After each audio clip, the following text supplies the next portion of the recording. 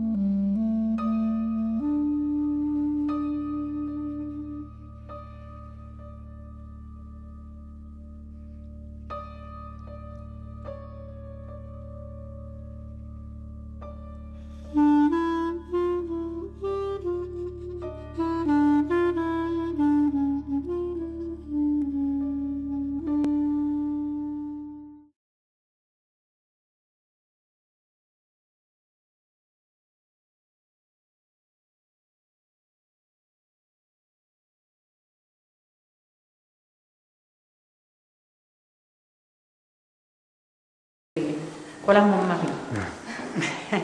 Mon mari qui était guerriero. C'est le maquis des Espagnols. On s'est connus pendant la résistance. Seulement, on se connaissait, on s'était vu 2 ou 3 fois, et physiquement, quoi. On ne savait pas nos noms ni rien. Et puis, après, quand je suis à Toulouse, on se croise, je vous connais, et je vous connais, on a cherché d'où on se connaissait. Et puis, 1 an et demi après, on s'est mariés. Quand on s'est rencontrés, on s'est embrassés, bien là.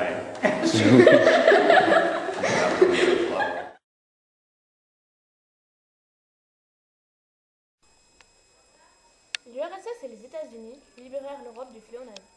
Cependant, la souffrance restera à jamais gravée dans nos mémoires.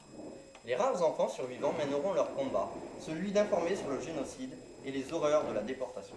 Conchita Ramos, toujours en forme, fêtera en août